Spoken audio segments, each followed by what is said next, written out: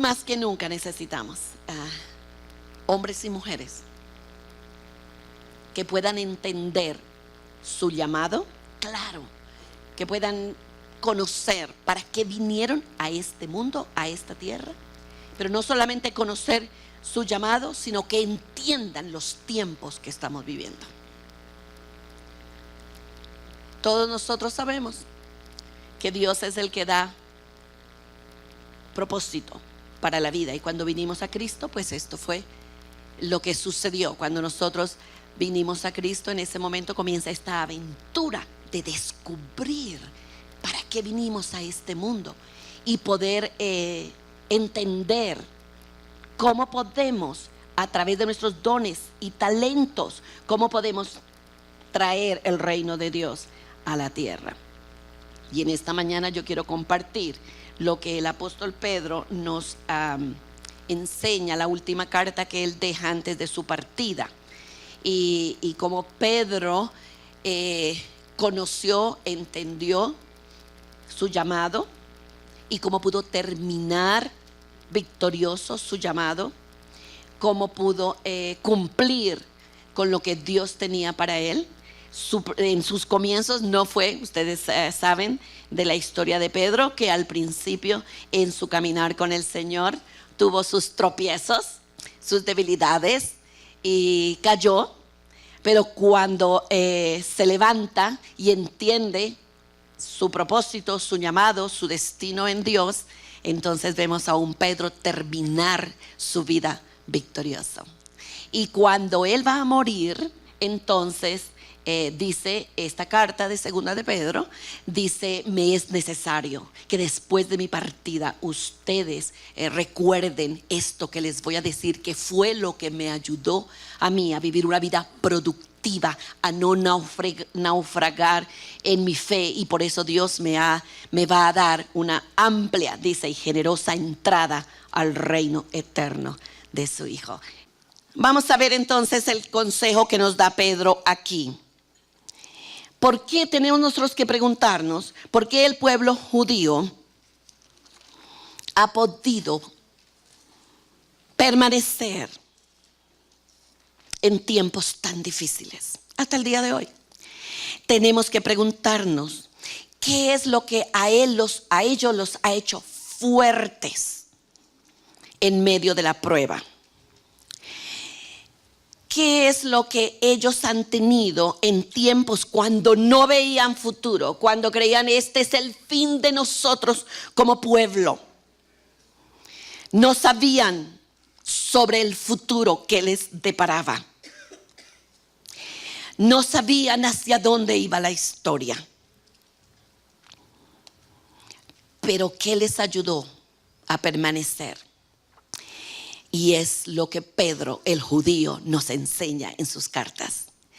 En primera de Pedro dice 2:9 que somos linaje escogido, que somos real sacerdocio, que somos nación santa, pueblo adquirido por Dios, para anunciar las virtudes de aquel que nos llamó de las tinieblas a su luz admirable. Esta fue una palabra que Dios le dio al pueblo de Israel. Por lo tanto, en esta palabra encierran muchas cosas. Pero yo quiero enfatizar de este versículo esta palabra que dice que ellos debían anunciar. Yo quiero en esta mañana añadir, anunciar, encarnar las virtudes del Dios que les había llamado para ser su pueblo. Miren, hermanos, nosotros no podemos discipular una nación con solamente palabras. El mundo está cansado de palabras. Ellos quieren ver. Pero el mandato de Dios para discipular la nación es que nosotros encarnemos las cualidades de su carácter. Pero yo no puedo encarnar las cualidades del carácter de Dios, que es el fundamento. Es el fundamento para desarrollar una vida moral, para desarrollar un carácter cristiano. no hay manera de hacerlo. Hemos intentado por 100 años. Hemos intentado con solamente creer en este libro, y que si solamente creíamos ya era suficiente para cambiar al individuo, a la familia, a la comunidad y a la nación. Y hemos llegado después de 100 años a ver, no ha sido así. ¿Qué sucedió en el proceso? Que el versículo dice que aquí nosotros somos llamados para conocer las virtudes, para conocer esas cualidades de nuestro Dios. Y dice en la carta del apóstol Pedro, dice, y si ustedes conocen a ese Dios y ustedes se apropian de todas sus promesas, dicen que hay aquí 34,000 promesas, ¿cuántas de esas usted conoce? Y dice que con el poder que Él nos ha dado, nosotros podemos desarrollar, descubrir primeramente en Él esas cualidades y luego desarrollarlas en nosotros para entonces mostrar al mundo las cualidades. Entonces con nuestras palabras, pero con nuestras vidas podemos mostrar al mundo las cualidades de nuestro Dios. ¿Qué son las cualidades del Rey? ¿Qué son las cualidades que nosotros debemos conocer y vivir? Todos nosotros estamos muy enamorados del Rey. Queremos al Rey. Claro que queremos a Cristo. Pero la pregunta que tenemos que hacernos es, ¿queremos el gobierno de ese Rey?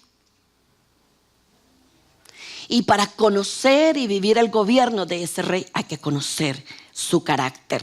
Y es lo que Pedro nos está diciendo al comienzo de esta carta. Nos está diciendo, es necesario que conozcan las cualidades de ese Rey, para que esas cualidades se plasmen en nuestras vidas.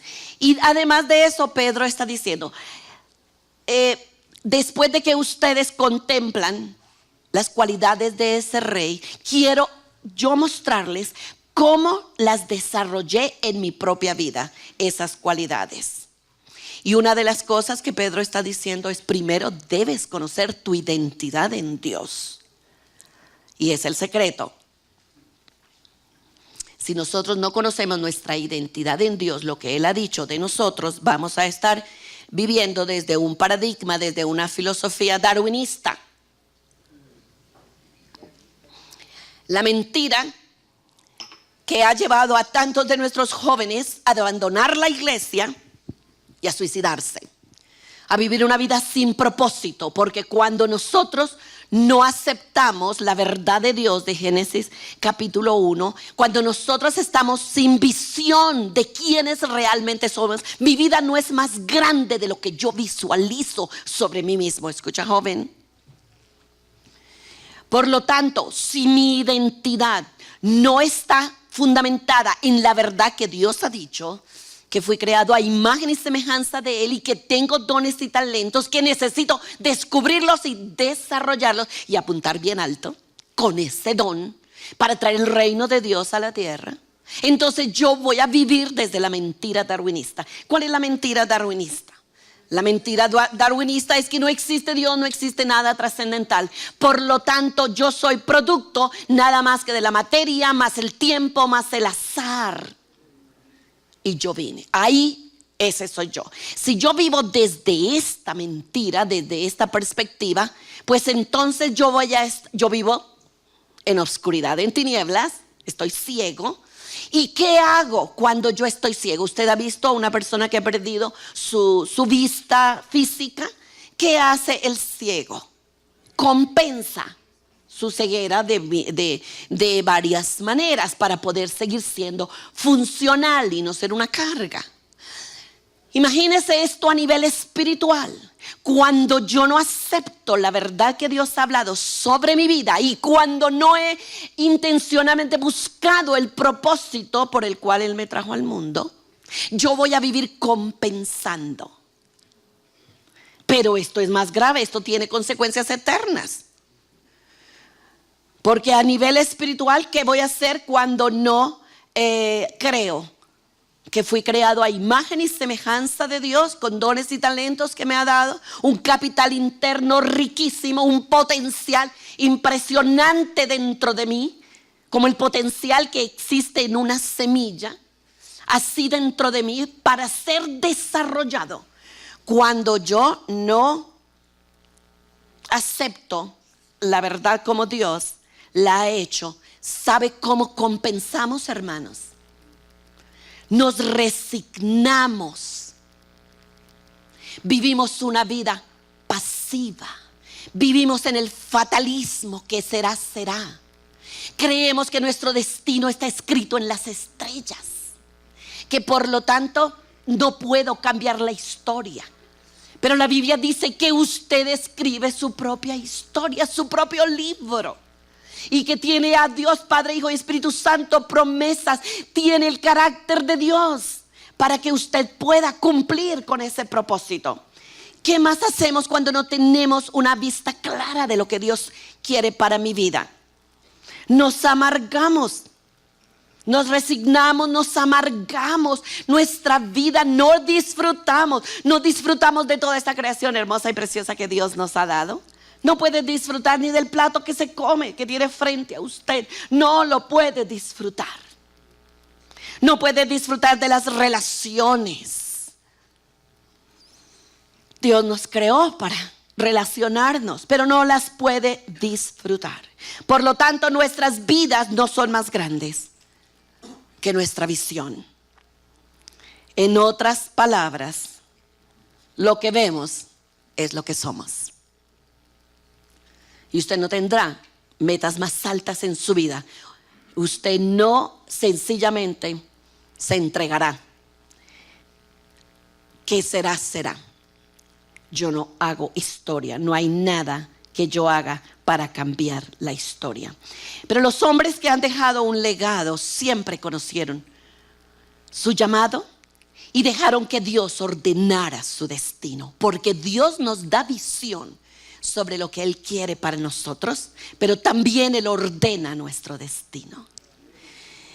Pero ¿cómo lo hace? En obediencia a lo que Él está diciéndonos aquí en 2 de Pedro. Pedro dice: yo entendí. Aquí el salmo. Este es un salmo para que usted lo lea. Si usted compensa, usted no sabe para qué todavía Dios le trajo a este mundo y usted está compensando, lea este salmo, léalo todos los días, léalo por este año. Cada día léalo, para que usted entonces llegue a creer: no, Dios, tú no me trajiste para sencillamente vegetar o sobrevivir, ser un sobreviviente. Yo tengo que hacer algo. Tú me diste dones y talentos. Léalo, hermanos. Porque aquí es bien claro el salmista cuando nos dice que Él nos formó a cada uno de nosotros con mucho cuidado. Y que somos cada uno de nosotros una obra formidable, una creación maravillosa. Que Él cuidó de todos los detalles. Nuestro Dios Padre cuidó todos los detalles del proceso. Que todos los días de nuestra vida fueron planeados. Y dice el salmista: si los enumeros son más que la arena del mar. Por lo tanto, tenemos que creer que la misma mano de Dios me creó y Él tiene un propósito para mí. Por lo tanto, debemos creerlo. Pero también tenemos que saber cómo lo vamos a alcanzar, porque es la pregunta que me hace la juventud. Pero ¿cómo lo logro? ¿Cómo lo alcanzo? También la Escritura nos da, sería muy injusto de parte de Dios no mostrarnos el camino. Pero claro que Él nos enseña el camino. Él nos dice cómo hacerlo. Noé conoció su destino. Abraham vio la tierra prometida. Moisés supo que sería el libertador de Israel. Jeremías entendió su llamado como profeta a las naciones. Juan el Bautista aceptó de parte de Dios la tarea de ir delante del Mesías. Pedro entendió su destino como pilar de la iglesia y apóstol de los judíos. Y si vemos a la vida del apóstol Pablo, encontramos lo mismo. Pero aquí Pedro nos dice cómo lograrlo. ¿Cómo es que yo llego al final de la carrera en victoria? Y aquí nos dice el apóstol Pedro, nos habla del carácter. Los griegos tienen un dicho. Los griegos dicen: el carácter determina tu destino. Pedro, desde el punto de vista judío, nos está diciendo lo mismo. Nos está diciendo: las cualidades del carácter de Dios en ti van a determinar que tú cumplas con esa visión, con ese llamado que Dios te ha dado. ¿Qué es carácter? Webster nos da una definición y dice: marca realizada al grabar en una piedra, metal u otro material duro. Marca realizada con tinta sobre el papel. Marca al estampar con presión, como las monedas.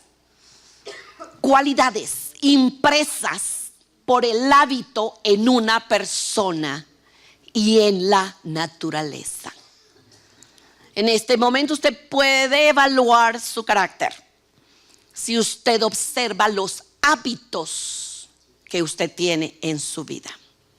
Y aquí nos está diciendo Pedro, nos está diciendo esas cualidades quedan impresas. Pedro está diciendo al principio de la carta: usted contempla, usted cree en el poder, usted cree en las promesas de Dios y usted va a desarrollar el mismo carácter que está en Cristo. Este novelista inglés decía: cultiva un pensamiento, cosecharás una acción. Cultiva una acción, cosecharás un hábito. Cultiva un hábito y cosecharás carácter. Cultiva el carácter y cosecharás tu destino. Es lo mismo que está diciendo Pedro, es la interpretación de lo que nos dice Pedro. Pedro nos habla de 7 pilares, de 7 cualidades que deben abundar en nosotros. O sea, los hábitos. ¿Qué hábitos yo tengo en cada una de estas cualidades? Nos habla que nos guardarán de tropezar y comienza con la fe. Aquí está diciendo el apóstol Pedro: no es posible construir las cualidades de Dios, las cualidades del reino en ti. No es posible si no pones como fundamento la fe. Por lo tanto, estamos hablando aquí de carácter cristiano, porque todo ser humano ha desarrollado carácter. Algunos distorsionados, un carácter pagano o de ociosidad, de negligencia, hay toda clase de carácter. Pero aquí estamos hablando del carácter cristiano. Y aquí dice Pedro: no es posible si no tienes como fundamento la fe. Pero nosotros, a causa de esta mente dividida, que dividimos lo espiritual de lo secular, nosotros hemos adoptado un concepto de fe griega. Ese es el concepto que nosotros tenemos. Pero la Biblia está hablando de una fe hebrea. Por eso quiero que quede claro qué es la fe griega y qué es la fe hebrea. El gnosticismo evangélico nos ha llevado a tener una fe griega. En palabras sencillas, la fe griega es creer que algo se producirá porque yo creo que va a suceder. Fe en la fe. Fe en la fe. Yo creo que voy a tener un carro Mercedes-Benz. Y yo creo y lo repito y lo declaro y vengo al altar. Y yo creo. Pero el carro nunca llega. Mucha de la doctrina de la prosperidad han fundamentado su teología sobre esta fe griega. Han animado a la gente a que declaran y a que creen y a que repitan: creo. Y creen que con solamente esta repetición tendrán nuevo esposo, nuevo carro, nueva casa, trabajo. La cosecha producirá mucho fruto la cosecha sin nunca haber trabajado la tierra, sembrado la semilla, regado o recogido. No, pero declaro la gran cosecha. Declaro que voy a tener un trabajo y nunca salgo a buscar un trabajo. Se llama fe en la fe. Esto le sucede a los que se casan enamorados del amor y no de la persona. Porque en su mente es una mente dividida, una mente mística. Y por lo tanto son griegos. Los griegos entendían que solamente se adquiría conocimiento a través del intelectualismo, que nuestra educación está fundamentada en esto. Pero no es lo que dice la Biblia. Fíjese la diferencia. Quiero que la pueda entender. La certeza de lo que se espera. Eso quiere decir, si yo espero algo, quiere decir que, ¿qué quiere decir? Que alguien habló. Quiere decir que detrás hay una persona. Por eso es que para el judío la fe está ligada a la religión, porque está ligada a una persona. Hermano, la Biblia fue escrita en esta cultura judía. Está ligada a una persona. Pedro dice, no podrás desarrollar carácter cristiano y no cumplirás con el destino, con lo que Dios tiene para ti. No terminarás la carrera si tu fe no está cimentada en una persona. Quiere decir, si tú no tienes esa relación, esa intimidad y esa comunión con el Dios que tú amas y sirves. Porque es la obediencia. Fíjese que, hermanos, dice, la certeza de lo que se espera y la convicción de lo que no se ve. Fíjese lo que dice. Fe, según la definición hebrea, es confiar que llegará lo prometido. Alguien lo prometió, la persona de Dios. Y por eso dice Pedro, conoce el carácter de Dios y conoce las promesas. Porque si tú conoces su carácter, la integridad, la responsabilidad que Él cumple, lo que dice, si usted intima con esa persona, usted va a escuchar, porque dice Romano, dice, la fe viene por el oír y el oír por la palabra de Dios. Hermano, sencillo. Nuestra fe no puede ser. Nosotros necesitamos parar de tener una fe griega para tener una fe hebrea. Eso quiere decir desarrollar, pasar tiempo con la persona de Dios, para que las cualidades de Él entonces estén impresas en nosotros. Pero si no leemos la palabra, si no intimamos con el Señor, la fe hebrea está basada en el carácter confiable de Dios y por lo tanto es lógica. La crítica del mundo para nosotros, ¿cuál es? Que no hace lógica nuestras vidas, no hace sentido. Correcto, porque hemos divorciado, correcto, la revelación de la razón. Es una persona. Por eso nosotros decimos que la realidad final, suprema de nosotros los cristianos es infinita y personal, porque es una persona. El ateo dice no, es la materia, la naturaleza, la realidad suprema. El animista dice no, es solamente ente espiritual, es algo espiritual, nada más. Nosotros decimos una persona que creó lo espiritual y lo físico. Por lo tanto, la revelación y la razón van juntos. Y Dios quiere que nosotros recibamos su revelación y que usemos la mente, razonemos. Dice, ven, Isaías 1:8 dice, ven y razonemos juntos. Ven y pregúntame. Pero cuando no produce nuestras mentes, cuando internamente nosotros no producimos pensamientos originales, cuando nos han acostumbrado a ser dependientes, cuando nosotros pensamos porque otro piensa, cuando nosotros no hemos desarrollado, porque entonces mire lo que dice Pedro, no hemos desarrollado nuestras mentes. Dice Pedro que después de que nosotros echamos como fundamento la fe, o sea, después de que nosotros creemos que existe Dios, por lo tanto existe la verdad absoluta y objetiva, que la podemos conocer y que podemos conocer su orden divino, y por eso podemos hacer ciencia, y por eso podemos crear un cántico que jamás nadie nunca ha cantado. Esto es lo que estoy diciendo a mi sobrino todo el tiempo. Le digo, hay que crear algo que nadie nunca jamás haya creado, porque Dios es tu Dios y nuestro Dios nos ha dado a nosotros esa capacidad y el poder de co-crear con Él.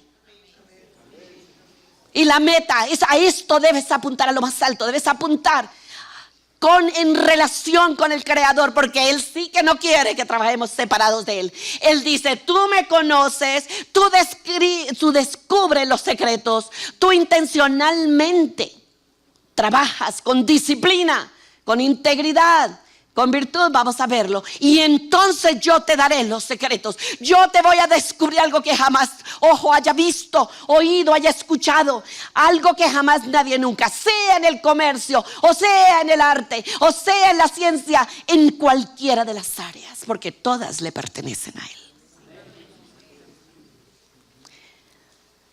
Pero Pedro nos dice, después de la fe tienes que añadir virtud. Mire, hermanos, aquí es que está nuestro problema. Nuestro problema está, número uno, tenemos que definir desde el punto de vista bíblico la virtud. Porque si nosotros no definimos bíblicamente la moral, nosotros tenemos el punto de vista del ateo, darwinista, sobre la moral. ¿Y qué va a suceder si mi punto de vista de la moral es ateo? No hay un absoluto para la justicia. Por lo tanto, voy para el cielo con todo y mi pecado. Pero aquí nos está diciendo Pedro que la virtud es la cualidad importante del carácter, número uno. Primera de Timoteo, Pablo se lo define. Pablo el apóstol, dice Timoteo su discípulo. Y se lo define, le dice, déjame decirte, Timoteo, lo que es la virtud. Y la virtud tiene que ver con las motivaciones del corazón. ¿Por qué pintas? ¿Por qué cantas? ¿Por qué trabajas? ¿Por qué vendes limones? ¿Por qué te vestiste esta mañana? ¿Por qué guiaste tu carro? O sea, ¿por qué lo hiciste? Y es una decisión fundamental que hay que tomarla en un momento dado de la vida. O vivo toda mi vida para complacerlo a Él, o vivo para complacerme a mí mismo. Y podemos ser religiosos, hermanos, impresionantemente. Y porque pensamos que la religión me sirve a mí de mucho provecho. A mí. Pero cuando nosotros miramos la virtud tiene que ver, yo vivo para complacerlo y hacerlo feliz a Él. Por lo tanto, a Él es el que le pregunto, ¿está bien como como? ¿Está bien como visto? ¿Está bien como camino? ¿Está bien como trabajo? ¿Está bien como me relaciono? ¿Está bien? ¿Está bien? ¿Qué dice tu palabra? Es tu orden divino. Es para ti, es para traer alegría, es para tu reino, es para vivir de acuerdo al orden divino tuyo. O de lo contrario, vivo para autogratificarme. Y la religión me presta muy buenos dividendos. Por eso se convierte la reunión en la iglesia como el club. Y es un club donde por poquito y tengo mucho. Doy poco, pero tengo mucho. Pablo le dice una buena conciencia. Todos nosotros vinimos cargados de pecado. Vinimos a Cristo. Vivíamos egoístamente, vivíamos para autogratificarnos. El proceso de desintoxicación toma un tiempo. Poco a poco el Espíritu de Dios va revelando cosas secretas de nuestras vidas, pecados que hay que traer a la luz y hay que confesarlos. Confesarlos para que en el día de hoy, en el presente, nosotros vivamos con una conciencia limpia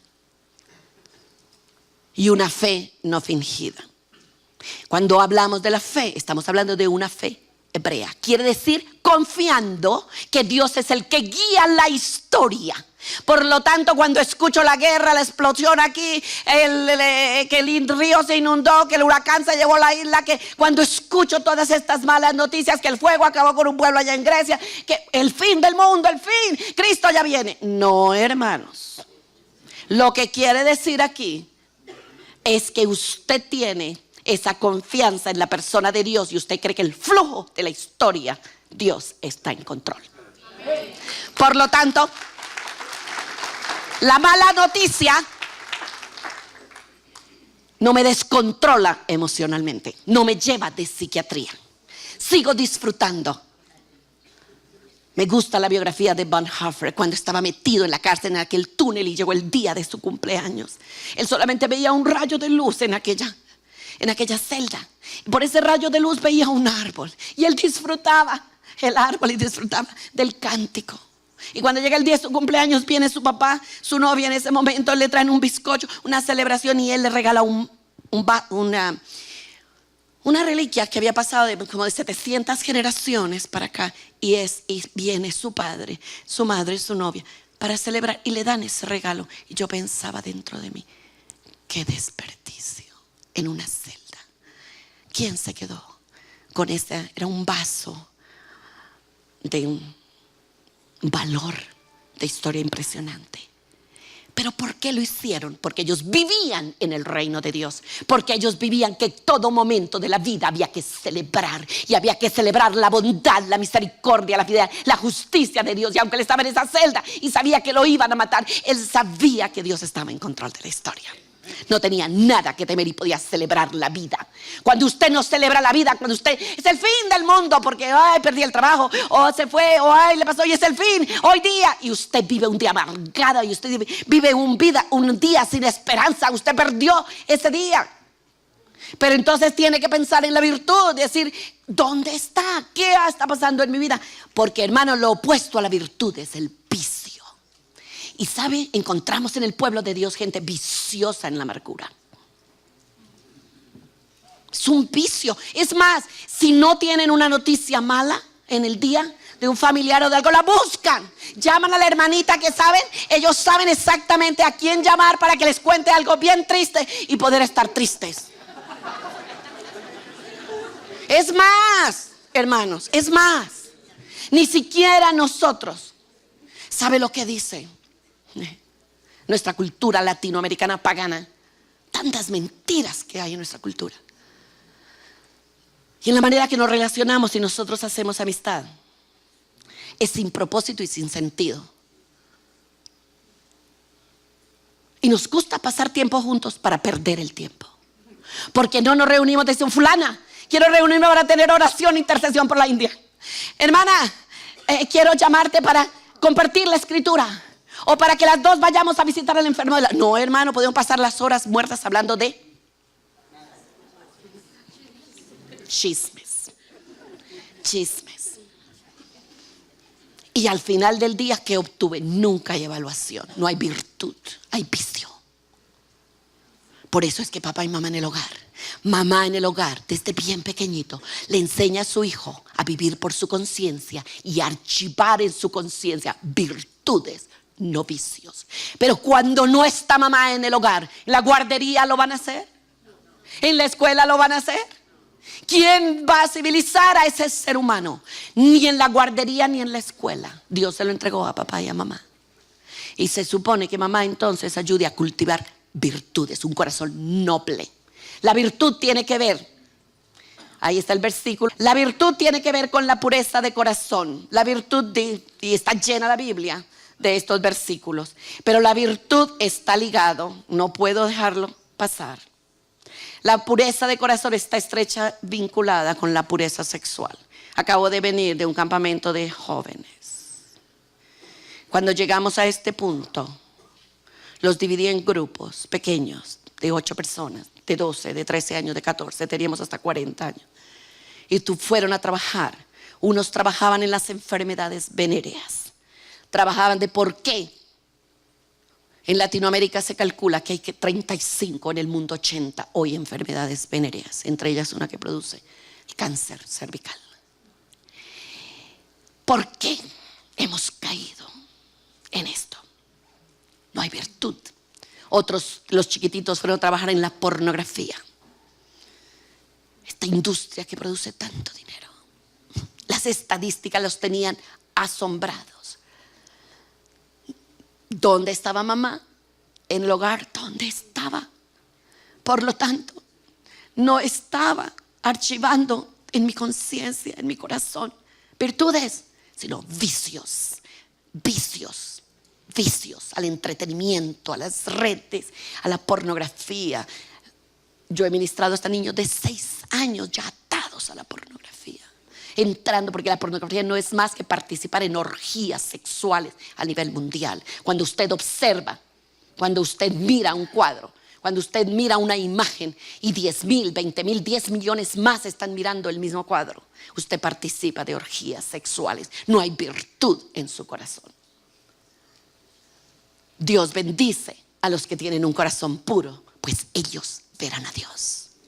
La virtud tiene que ver con esto. Y está llena de versículos, llena de versículos. ¿Quién entrará en el lugar santísimo? El que tiene virtud, el que tiene una fe no fingida, una conciencia limpia. Pero ¿qué nos dice después de la virtud? Pastor, estamos hace tiempo tratando de levantar aquí la escuela de pensamiento, pero lo vamos a hacer, que va a impactar a Colombia y el mundo entero. Porque por las redes sociales lo vamos a lograr. Vamos a lograr que los jóvenes, en lugar de estar la tecla más, ¿cómo se dice cuando se presiona? La más teclada es sexo, con 900 y pico de millones. La tecla Jesús, la mitad, 400 y pico. Dice Pedro, añadid a vuestra virtud conocimiento. Yo quiero que ustedes vean, hermanos, lo que Pedro está diciendo. La mente es el instrumento que Dios usa para revelarnos las maravillas. La mente de su ser y de su creación. Dios nos ha dado. La creación es un libro, hermanos. Hay que leerla. Miren, hermanos, cuando nosotros los evangélicos en estos últimos 100 años dividimos la revelación de la razón, una de las cosas que le dijimos a nuestra gente en nuestras iglesias en Asia, en África y en Latinoamérica es que no deberían leer el libro de la creación. Solamente la Biblia, y leer la Biblia para aprender disciplinas espirituales, para reprender al diablo de 1000 maneras.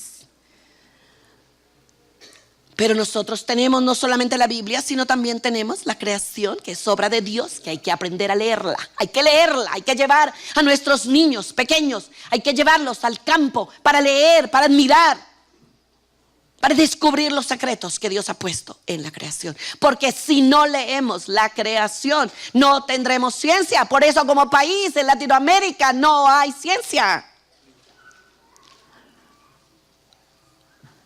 Necesitamos recuperar la mente. Os Guinness dice, el pecado más grande de la iglesia evangélica es el anti-intelectualismo. No amamos a Dios con todo el corazón, con toda la mente. No, pensamos. Dios quiere que nosotros desarrollemos sabiduría. ¿Qué es la sabiduría? La aplicación. La sabiduría tiene que ver con la aplicación. Proverbios nos habla 3 palabras, no son sinónimas, pero se interrelacionan. Dice, adquiere conocimiento. Y luego dice, después del conocimiento adquiere entendimiento. O sea, ¿entiendes lo que lees? Si no entiendes lo que lees, no puedes llegar al último escalón, que es la sabiduría, que es la aplicación. Si usted no entiende lo que yo enseño en esta mañana, hermanos, usted sale de aquí y usted no lo va a vivir. No puede entonces aplicar sabiduría.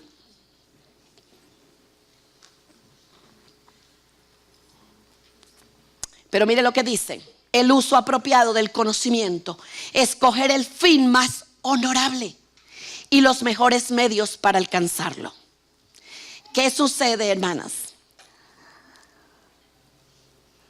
Cuando nosotros divorciamos el conocimiento de la virtud, se convierte en una tragedia. Cuando nosotros divorciamos el conocimiento, y este ha sido el problema del ateísmo, del humanismo.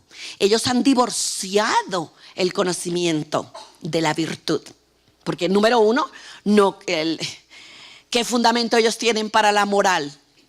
Lo que sienten. ¿Cómo amanecieron ese día?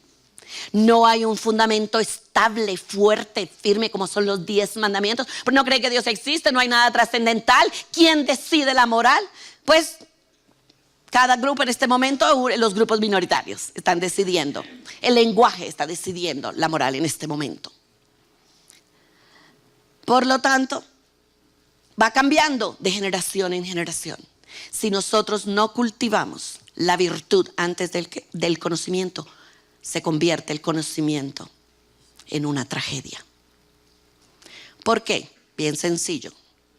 Dice que Salomón pidió a Dios sabiduría y Dios se la dio. Y mira lo que hizo, lo que logró en todas las áreas. Usted tiene que ver Salomón en todas las áreas, lo que logró. Pero dice que las mujeres inclinaron su corazón al mal, a la idolatría, y empezó a adorar a otros dioses. ¿Y cómo terminó su vida? Al final de su vida, Salomón, ¿qué dice? Todo es vanidad. Aún dice, estaba tan confundido el hombre mentalmente que dice, aún adquirir sabiduría no vale la pena. Al final, un hombre que con la sabiduría de Dios mira todo lo que creó y ahora por su corazón corrupto llega a unas conclusiones tan confusas. 2000 años más tarde tuvimos otro hombre criado en la iglesia. Su papá era un pastor luterano. Tenemos a Federico Nietzsche, el hombre que primeramente dijo: Dios está muerto.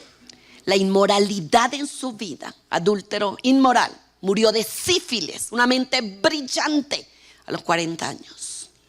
Pero mira la tragedia de obtener conocimientos sin virtud. Brillante, filólogo, filósofo.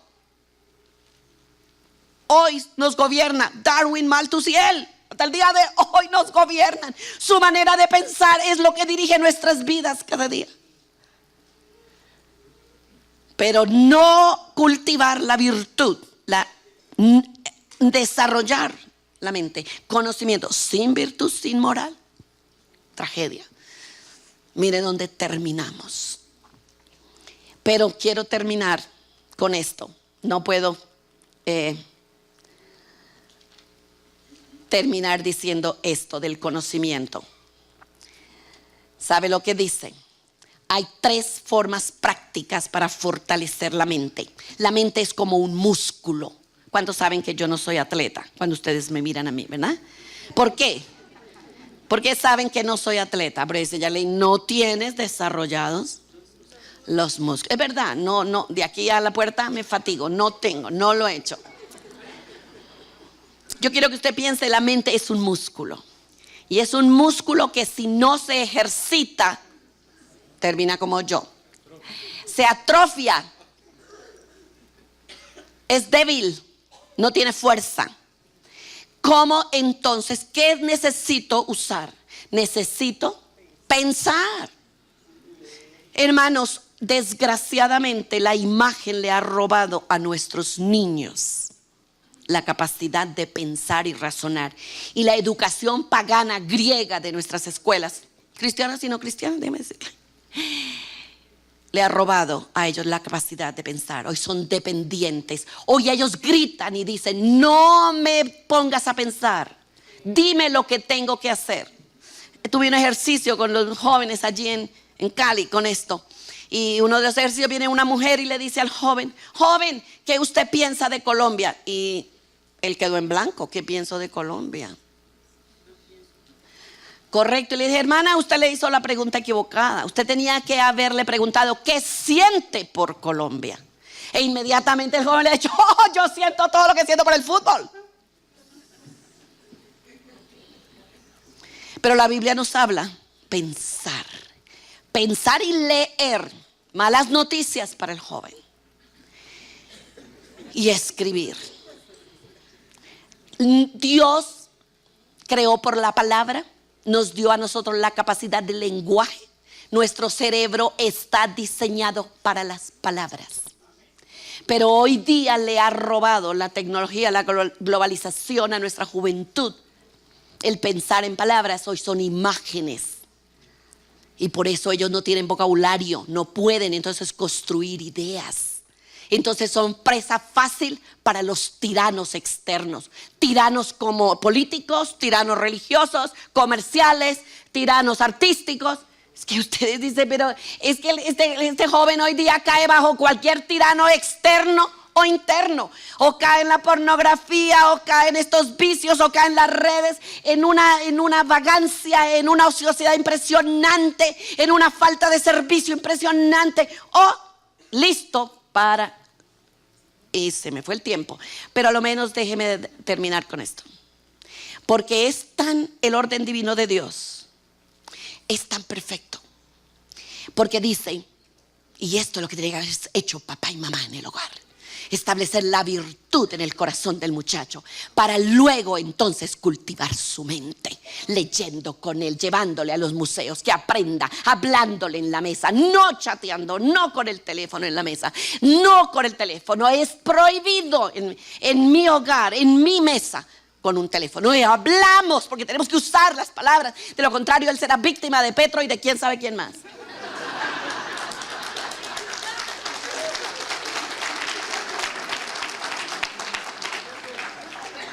Pregúntale a los jóvenes que están votando por él a ver por qué votan y no saben. Pero mire lo que dice Samuel Adams. Con esto quiero terminar. Quizás lo leemos todos juntos. Mire lo que dice. Todos juntos. Mientras el pueblo...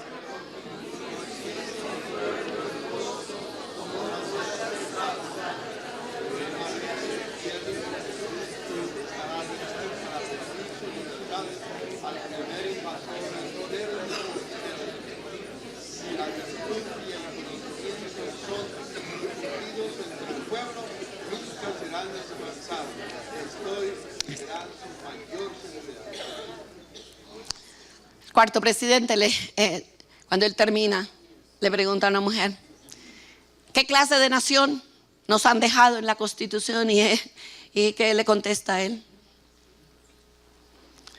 Una para ver qué generación la puede todavía mantener.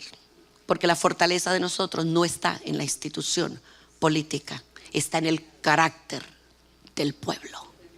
Nosotros hemos construido una constitución construida sobre el carácter. En ese momento los 3 millones de americanos que habían en Estados Unidos, que se habían independizado, ¿qué les llevó a independizarse de Inglaterra? El gran evangelista George Whitefield. Ustedes saben que George Whitefield ponía la cabeza en el púlpito y decía: si ustedes criminales no lloran por su pecado, yo sí lloro por su pecado. Y lloraba. ¿Ustedes recuerdan que George Whitefield, fuerte en predicar sobre la virtud y la moral, nunca predicó, nunca separó la moral del carácter? El 80% se habían convertido a Cristo en un gran avivamiento. Y con esa generación es que se independizan de Inglaterra y nace la nación americana sobre un pueblo virtuoso, un pueblo de fe, un pueblo religioso, un pueblo que tenía comunión con Dios, un pueblo que leía la escritura, un campesino que era tanta la enseñanza maravillosa desde el púlpito que él sabía igual que un doctor en teología. Era un pueblo que amaba, no solamente fundamentado sobre la fe, pero sobre la virtud, el conocimiento. Mire el orden divino de Dios, hermanos. Mírenlo conmigo. Mire lo que dice. Dice: establece la fe en el mundo espiritual, ¿verdad? En una persona. Luego dice: baja el corazón, desintoxica el corazón de pecado. Porque si tú, después del corazón viene la mente, desarrolla la mente. Y luego de la mente dice: dominio propio. Añadid a vuestra conocimiento, dominio propio, la capacidad de gobernar tus instintos, tus apetitos. ¿Por qué? Porque cuando yo cultivo la virtud, le añado conocimiento, luego el dominio propio me ayuda para saber qué voy a hacer con el conocimiento. No para enorgullecerme, pero para ponerlo al servicio. Pero solo necesitamos una persona de dominio propio. Y luego dice Pedro, después del dominio propio, la perseverancia. La grandeza de un hombre está en cuanto puede. ¿Cómo puede permanecer en medio de la prueba incólume? Sin negar a Dios, sin sucumbir a las emociones. Porque de verdad las pruebas son fuertes y emocionalmente nos estremecen. Pero la perseverancia habla de eso, de aquel que permanece fiel y fiel al llamado. Vishal Mangalwal escribió un libro sobre William Carey. William Carey es el ícono de la perseverancia, es lo que lo mantuvo en la India. Si él pudiera hablarles la próxima semana de William Carey, porque él hizo ese estudio, esa investigación, es uno de los legados que tenemos de Vishal Mangalwal. ¿Qué le llevó a permanecer? La perseverancia. No sucumbió ante tanta y tantos reveses que tuvo en la vida. Los ingleses en contra, los hindú sacerdotes en contra de él. Mueren sus hijos, una esposa que perdió la mente. Su denominación en contra le quitó todo el dinero porque él no les entregaba todas las posesiones. Se le quemó todo. La imprenta, todo el trabajo, cuando él llega frente a las cenizas que tenía de frente, que se le había quemado el edificio con todos, dice: ahora será más fácil volver a traducir. Tradujo la Biblia a 40 idiomas, un hombre que nunca tuvo educación formal. Será más fácil comenzar de nuevo. Nunca regresó a Inglaterra. Perseveró. Y luego de la perseverancia, piedad. La meta de todo hombre y mujer de Dios al frente del liderazgo es formar hombres y mujeres piadosas, hombres y mujeres de la palabra, de la intimidad, del ayuno. Esa es la meta, que todo el mundo crezca a la estatura del varón perfecto que es Cristo. Esa es la razón que existimos como iglesia. Esa es la razón que nosotros los líderes capacitamos. Debemos capacitar y empoderarles para que sean hombres y mujeres de la palabra, piadosos, de intimidad, de comunión con Dios.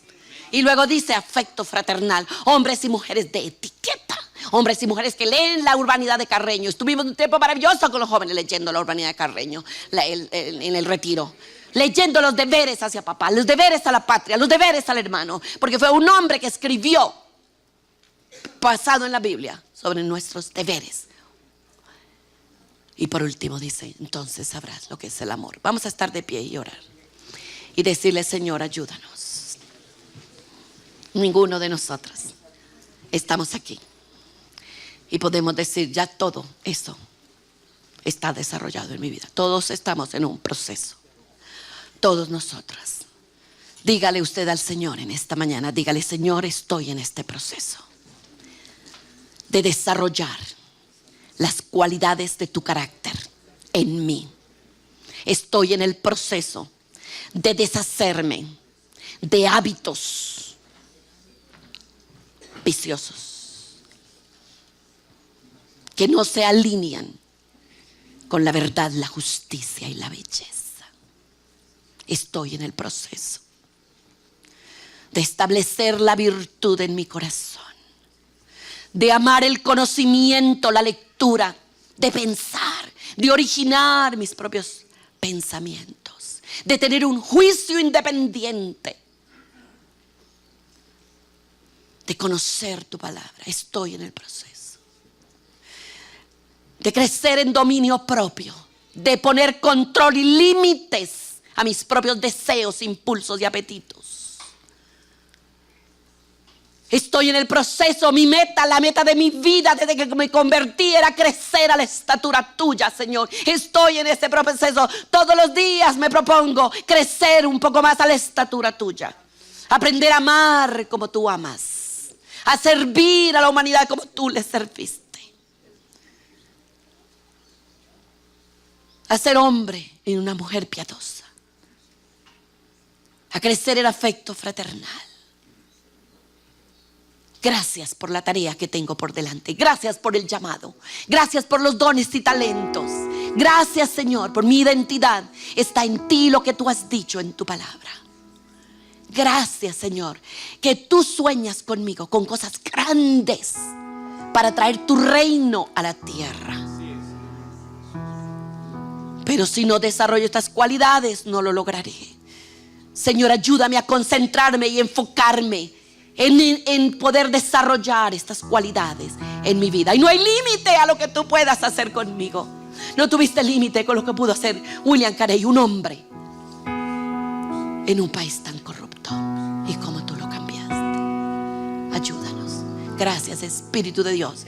Gracias. No estamos solos. Tú te pones a nuestro lado para ayudarnos, tomarnos de la mano y guiarnos. Tú ordenas mi destino, Señor. Ordenas mis pasos y te doy gracias.